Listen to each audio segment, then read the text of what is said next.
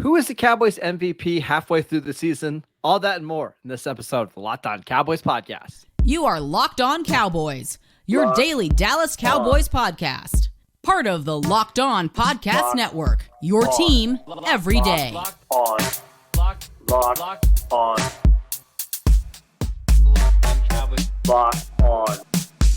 Cowboys. Welcome back to the Locked On Cowboys podcast, part of the Locked On Podcast Network, your team every day. We'd like to thank you for making us your first listen of the day.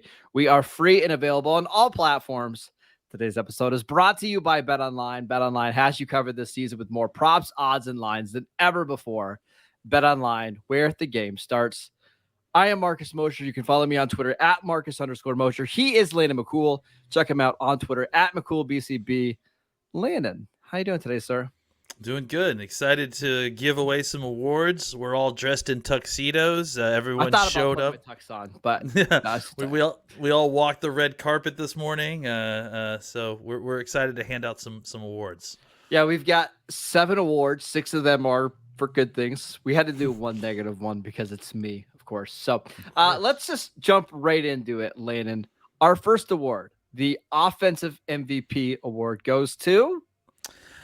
This one was tough, I mean, I don't know that there's been a clear winner here, and so I decided to kind of go a little bit out of the box. I gave we got 2 offensive MVPs this already year. Cheating, already cheating up front, and I'm cheating in order to give it to Zach Martin and Terrence Steele. I just think that when you look back at the totality of what's happened on offense, it's been up and very down at points. Cooper Rush definitely got some consideration here. I think CeeDee Lamb and Tony Pollard are obviously guys that are in consideration there as well. I just think that if you're talking about who has been the most consistently reliable for this offense throughout the season, that right side of the offensive line has just played fantastically, whether it's in the run game, whether it's in the pass game. Obviously, Zach Martin is the gold standard for right guards and has continued to play that way this year. And Terrence Steele is playing at a level that I think, would have definitely in my mind, put him in consideration for the most improved category again this year. And potentially winning it 2 years in a row would be amazing, but I do think that they've played at such a high level, and it's really kind of provides stability for this offense when they really needed it. Yeah, I can't argue too much against either of those guys. If I had to pick one, I think I'd actually pick Terrence Steele. I think he's maybe been a little bit better. I don't know why I say he's better than Zach Martin, but I think he's performed expectations more than Zach Martin. Sure. So I'm certainly fine with that. I actually picked CeeDee Lamb for this award. That's fair. Landon. Yeah. I know there's been some drops, especially in that Giants game, and he hasn't quite had that big breakout game yet, but he's been really reliable. Like every single game outside of week 1, he's had over at least 50 yards. He's had 4 catches in every single game. He has made a bunch of big plays, including an awesome touchdown against the Giants, a touchdown against the Bears. He's made a couple really big third down grabs. With all the turmoil at quarterback, with Michael Gallup missing time with the injury, with Noah Brown missing time, with Dalton Schultz being banged up, he's been the one consistent in the passing game. And I think he's been really good this season. Yeah, absolutely. I mean, he was certainly someone I considered here, and I think he's deserving of the award. And I'm excited to see what the second half is going to hold for him, especially now that Dak is back. All right, let's do defensive MVP. I feel like this one's pretty obvious. Who do you have? I got Dorrance Armstrong. No, I'm just kidding. I've got Michael Parsons. Say, you're not going like one of those La La Land Moonlight upsets here? Okay. No. I think that it's pretty clear that if you've got a guy who's pretty clearly ahead as the defensive MVP of the league, that he's probably going to be the defensive MVP for your team.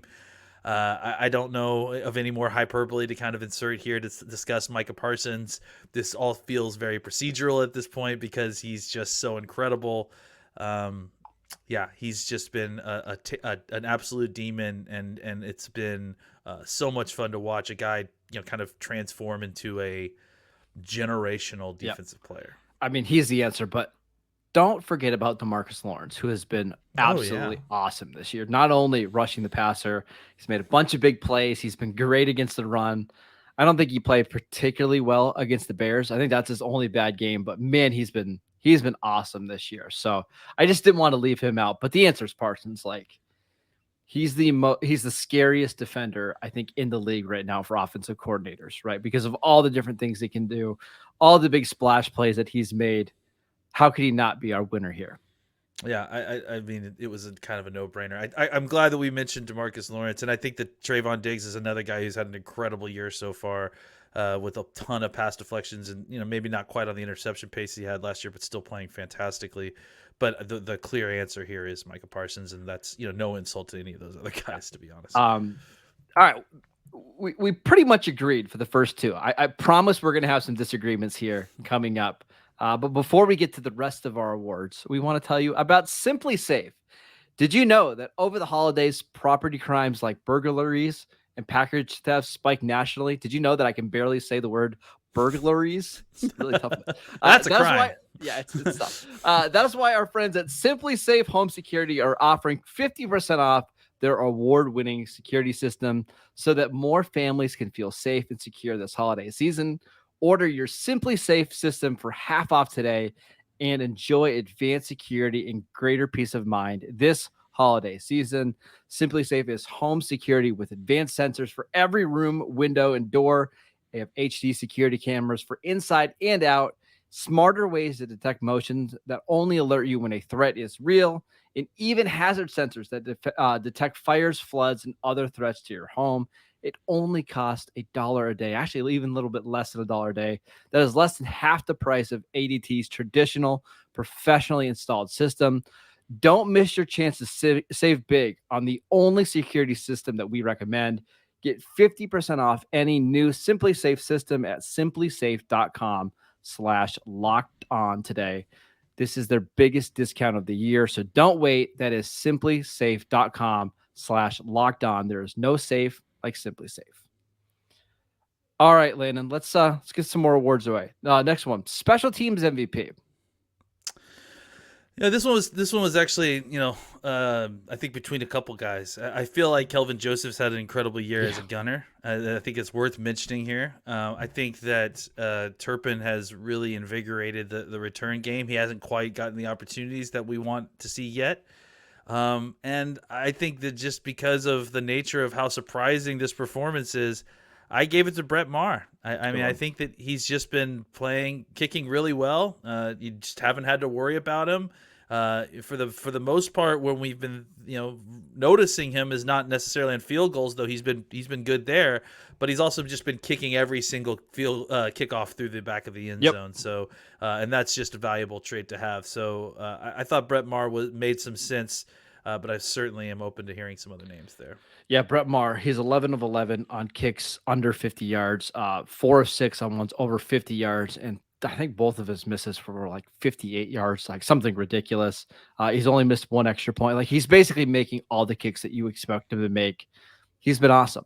Yeah, I think Dorrance Armstrong needs some love. He is PFF's highest graded special teams player through week 9. But the answer for me, Landon, is Kevontae Turpin. He leads the NFL in return yards average right now at 14.7. He's flipped the field several different times for the Cowboys. He's given them big sparks and some big games. It's just been a long time since the Cowboys have had a returner this dynamic and this explosive that I have to give him the award. He's going to score at least a touchdown or two this year. I'm telling you. Yeah, I mean, we've all been holding our breath, right? Just waiting for it to happen. It didn't feel like it's a matter of if, it's when. You mentioned some big returns he had, obviously causing a big spark in a couple of games where you really needed it. So I think it makes a ton of sense to put Turpin's name in here. It's great. It's just great to be honest, like to have a couple of different options here of names, because you do have some good special teams players across the board as gunners and just specialists in general. So it's positive to have good play here. That's for sure. All right. Most improved. I put Noah Brown. I just think that if you look at the trajectory of where he was, going into last year, and I think that we had started to see a little bit of it last year, and then Cedric Wilson kind of really took off and took his spot and really flew with it, and it kind of just made Noah a little bit of an afterthought. Still, he changed his body a little bit more in the offseason, kind of slimmed up a little bit. Took more care into the kind of wide receiver portion of his job, and I think it's paid dividends. You've seen a guy out there who was as huge a part of that 5-0 run with Cooper Rush as anybody, or all the wins that Cooper Rush got as anybody, just because of his familiarity with Cooper. So I just think that you look at how he's improved on just purely the offensive side of the ball and what that's meant for this team and their ability to kind of get through that early part of the season. It was really, truly impressive to see him kind of take that wide receiver 3 job after, just kind of years of ceding it to other folks and really run with it and enjoy some success. I mean, he played really well early in the season. He's a little bit banged up now, but I look forward to him coming back and kind of continuing that. Yeah, I've got the same, right? Like, we were so worried about this wide receiver position early in the year. And because Noah Brown gave you, what do we want to call it, average wide receiver play, Sure. it didn't cause them to lose games, right? They were able to survive without Michael Gallup, without Dak, because Noah Brown was just really good at any time he got on the field. I actually think the Cowboys did miss him a little bit last week. I know they scored 42 points, but there are points to his game or things to his game that this offense needs. I think they're going to be very happy to have him back on Sunday against the Packers. All right, next one. Rookie of the Year. I put Tyler Smith. I mean, I think that, just simply based on assignment. I mean, to come in here as a rookie, get focused on, becoming a left guard, have all your focus through all the offseason and training camp to be working on that, and then to be asked a week before the regular season and you face these Tampa Bay Buccaneers and one of the best pass rushes in football to kind of switch back outside to left tackle. That was a big ask for a young player, and it takes a special kind of guy, a special kind of talent, a special kind of mental fortitude to kind of be able to make that sort of switch at last minute and play. Look, he hasn't been a world beater as it stands, but he's played very well in the run game. He's improving in the pass game, and this is, like I said, all based on a guy that had been prepping to play guard as a rookie, prepping to play guard, and then on 1 week of practice was able to step out and play left tackle at full speed NFL. I think that's rather impressive. So I give it to Tyler Smith simply based on how difficult his assignment was and how well he's been able to execute it. Again, really hard to argue against that one. I think he's been significantly better than what we thought going into the year, especially at left tackle. Hasn't been great. There's been games where he struggled. There's been games where he's given up sacks, but it's not, it's so far away from being a Cam Fleming or Chaz Green or Byron Bell situation that we're going into these games not having to worry that he's going to destroy the whole offense. And for that reason alone, he gets mentioned, right? Yeah, absolutely. I mean, it's a very impressive showing. Yeah. All right. For me, it's Sam Williams. Did you know, Landon? I know you're a little skeptical of PFF grades. I get it. But since week 4, he is PFF's highest graded edge rusher in the NFL. Wow. His pass rush win rate since week 4 is almost 20%. He has a couple incredible sacks. Dan Quinn's finally learning kind of how to use him. You're seeing him become more comfortable. He's making plays in the run game. Honestly, I did not expect much for him as a rookie. I thought he would be buried on the depth chart behind Dorrance Armstrong and Fowler and obviously Parsons and DeMarcus Lawrence. And now I feel like I kind of want him on the field as much as possible because he's just an insane athlete who makes a bunch of plays. I just have been really impressed by Sam Williams. It's just a game record, man. Just like, he's so athletic. He's so explosive and strong. He's just hard to block. He's hard to stay blocked. He's a hustle player. He's got speed. It's just another guy that if he's on the field at the same time as Micah Parsons, it's just like it's almost too much to keep up with because there's just chaos everywhere. So, I think the Cowboys actually missed him a little bit last week, and I think that they're gonna really be excited to have him back because I think as the season goes on, he's only gonna get better with more experience. He hasn't played a ton of snaps, so he should be pretty fresh by the back half of the year as well. Here is his pass rush win rates over the last 3 games that he's played. You ready? 25%, 20%, 25%. It's like Michael Parsons territory. I mean, it's insane. I think he's been absolutely awesome. Good rookie class for the Cowboys, except for one player that we might talk about here in just a second. But before we do that, I want to tell you about Blue Nile. Whether you're ready to pop the question or you're celebrating a milestone moment, find jewelry as unique as her with the modern convenience of online shopping at BlueNile.com. Blue Nile has simple online tools that let you choose a diamond shape, size, and clarity, as well as setting style. Blue Nile will then handcraft a perfect engagement ring, and each ring is one of a kind. Make your moments sparkle with BlueNile.com. And Locked On Cowboys listeners will get $50 off purchases of $500 or more. This podcast exclusive includes engagement. Use promo code Locked On. That is promo code Locked On. Plus, every order is insured, ships free, and it arrives in discreet packaging that won't give away what's inside. Shop stress-free and find your forever piece. Go to BlueNile.com today. All right, 2 more awards to hand out, Landon. Biggest surprise. I think for me it was Cooper Rush. I think we saw Cooper Rush go into Minnesota last year and win a game, and I think we were all thrilled with how the Cowboys overall team performed in that game, and that Cooper Rush was able to kind of just not get in his own way to win that game.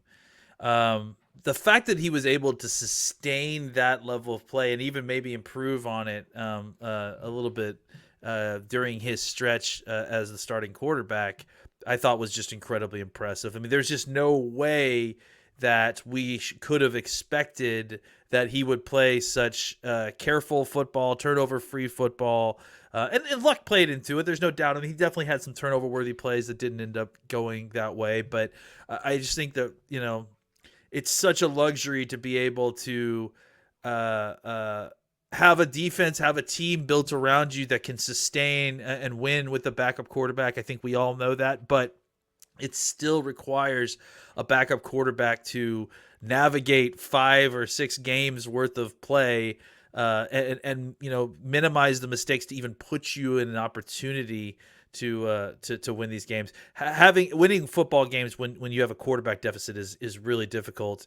And really the best thing a quarterback can do is just not make themselves the worst part of your team. And I think he did a good job of navigating the team, getting into the right spot where they needed to, and then just not making the killer mistake that really killed the team, and allowing his team's talent around him kind of to lift them and to victory, which was that's a huge play, and that's exactly what you want from your backup quarterback. Yeah, and I think you feel really good about him, the rest of the season. Like if you need him for a game or two, that hey, you can run the offense. It doesn't have to deviate all that much. Now the game plan is going to change a little bit, but you feel pretty good that if you have to play Washington or whoever, that you're going to be able to go win that game with Cooper Rush. That's certainly a nice luxury to have. For me, it's Brett Maher. We've kind of already talked about a little bit, but just remember, like opening training camp, Brett Maher was not on the Cowboys roster, right? He was not a part of their kicking battle. The kicking battle went so poorly in training camp that the Cowboys actually released both players, signed Brett Maher despite not having a good workout. Remember, I think the Cowboys brought in some other kickers that had better workouts, but the Cowboys liked his leg better. And to get a kicker that's 100% on field goals under 50%, I mean, to me, that's the most shocking thing that happened this season. Like to actually have a good kicker, knock on wood, that it continues. I mean, how can you not be surprised? Yeah, and I think this hopefully will inform all of our thoughts on kicker moving forward. Is that it's all just a crapshoot. It's just like you can find this guy on the street and he's the best kicker. You could have a guy in your system and he's the worst kicker. It's like these guys kind of are good, and then they're good and good. They're good until they're not good, and then they're not good for a while, and then they become good again. It's maddening, but that's the truth of the matter with kickers. It feels like. All right, last one. I think we're actually gonna have a disagreement here, which is gonna be a little fun. Oh wow, okay. Biggest disappointment. I think for me, it's Jalen Tolbert. I just saw a lot of and I don't know if it's that he's playing absolutely terribly, though he's not playing obviously well enough to kind of get onto the roster consistently, especially early. It just seems like that we saw a lot of positive things from him during training camp. I saw a lot of things that kind of gave me hope for him early on in the preseason. And then once, we kind of started getting into the regular season, I understood a little bit why he wasn't dressing and why he wasn't being made active because of the wide receiver issues, because of special teams considerations. They needed to have their bottom of the roster wide receivers to go out there and play special teams. That's not really Tolbert's game just because he's kind of new to football. So that's clearly why you saw a lot more Noah Brown than Jalen Tolbert. However, since then, we've had some injuries. Some things have shuffled around. Tolbert's actually been made active in a couple of these games, and he just hasn't done anything. No. And so I don't know that I'm not certainly haven't given up on the player or anything like that. I think I'm just disappointed that situation didn't get more developed than it has at this point in the season. Here's why I'm not disappointed about Jalen Tolbert. Third-round rookie receivers don't really have an impact. And I think, and I said this at the time, I think it was foolish for the Cowboys to believe that a third-round pick could come in and contribute right away. Look at the rest of the third-round receivers this year. Danny Gray, third-round pick, 0 yards so far this season. David Bell, 100 yards. Velus Jones for the Bears, who need receivers. He has 24 yards on the season. He was a healthy scratch last week. Sky Moore, who the Chiefs traded up for, 100 yards. He has actually only 20 yards in the last 5 games. Tyquan Thornton, 81 yards. You look at Christian Watson, 88 yards. Wan'Dale Robinson, 100 yards. Like, day 2 receivers just don't really produce. So it's not why I'm not all that surprised that Jalen Tolbert's not producing right now. So I'm not overly concerned long-term, but I'm also just not disappointed because the expectations, for me at least, were pretty low going into the year. Yeah, I mean, I think that, there were thoughts that he – I still think that he has the ability to kind of come in here and do some stuff. I just think he hasn't seized the opportunity, and I think his head's probably swimming there, which is fine. And I think it could have been a more of a disaster if Noah Brown hadn't been ready to go at large. And I think that's or they would have gotten injured to like CD or something like that's when it would have been a big deal. But they kind of survived this first half of the season with their wide receivers. Yeah, and that's they were able to get through it thanks to, again, a very improved Noah Brown. Last one for me. Biggest disappointment, Brian Anger. I mean, he was awesome last year. Yeah. Right? And like he was an all-pro level punter. And I just feel like this year he's had too many punts that just, whether he shanked them or he's outkicked his coverage a little bit or he's not pinned him inside the 20. Like there's been a couple times the Cowboys have had to punt like near midfield.